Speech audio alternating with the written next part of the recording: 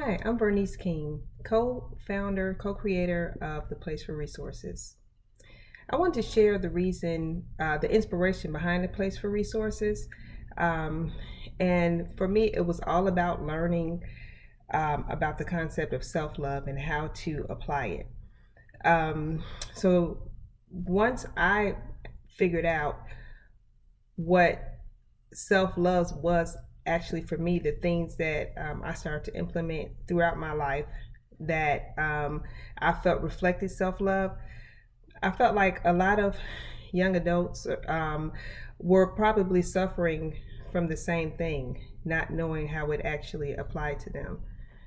Um, Before, when I was in my teen years, and situation would occur, and I may be sharing some details with friends or even some other adults, the response would sometimes be, sometimes you just have to learn to love yourself.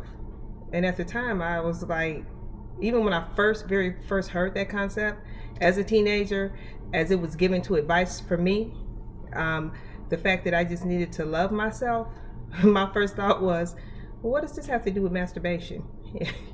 So I knew there was a bigger meaning there. Um, but I didn't know exactly know what it was, how to do it, how to apply it, and why I wasn't, what it was doing, what it was about me that reflected to other people that I wasn't showing self-love.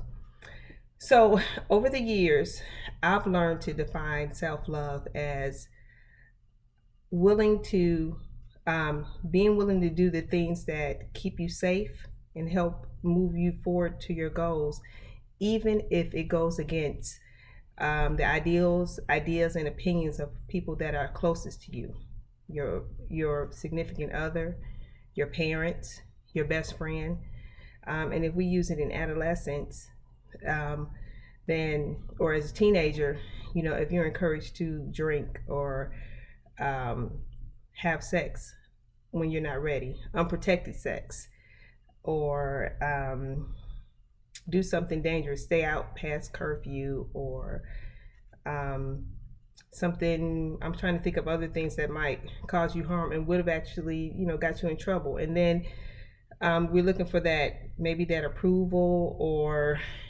disregard for our own safety at the time. Now, I'm not saying not to be adventurous, not to try things, but defining your own value system, what's important to you, where you make those decisions that are the decisions you really want to make at the time. For instance, even as adults, people sometimes, women have, or men even have sex with someone even when they really don't want to, or um, maybe just to keep that person's interest. That's probably the most common use of the neglect of love for self, doing something to please others when it really goes against what you do. And if you have decided maybe to have an intimate relationship, to have sex with someone, being embarrassed about asking for protection or using condoms, in order to protect yourself, the fear is that the other person is going to be offended in a lot of cases. But maybe, um, there's a saying that the life you save might be your own.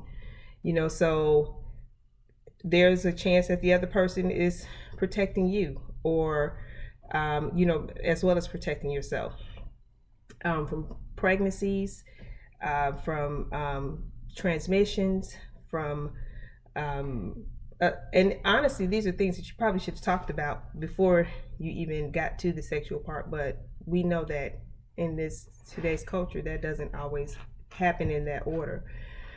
So, and I'll try to think of some other things that self-love is common, but for me, that was probably the first indicates the first conversation I had about self-love. But even staying out past curfew, hanging out with girls who could do more than I could could at the time, who could stay out later. And if you're with a group of people like that, then you're not, they don't usually say, well, your curfew is earlier than ours, so let's shut down and go back in, so you don't get in trouble. Usually the person with the stricter restrictions usually ends up trying to bend their rules so that they can hang out with the other people. And for me, I was in trouble all the time, just because my friends at the time just had more privileges than I did, and I was on punishment all the time. I was being punished all the time. So around that time, and as a teenager, where sex and permissions were a big part of my transition, then at that time, again, what does masturbation have to do with self-love? It didn't. It had nothing to do with it. So the idea of self-love, being willing to do the things that you need to do to keep you safe and help propel you to your dreams. Maybe you pick a career different from the ones that your parents wanted you to pick, or you know. So this whole concept here about self-love, love for self, I dare to ask you to make some journal entries, write about some of the things that you've experienced. One, maybe what your definition of self-love is, if it's different from mine. I looked it up, I googled it, and Oxford Language Dictionary says self-love is regard for one's own well-being and happiness, but not to be considered with narcissistic, where you're only concerned about your well-being and happiness, but regard for one's own well-being. And throughout the years, as I've developed skills, tasks, as I've tried things, as I have identified the insecurities that may have caused me to make some decisions that may have gone against that whole idea of self-love, and now working my way through those transitions, now I definitely have a better idea and understanding of what it means and what it feels like to love myself. And I can now even see it in other people, when they may not practice love for themselves.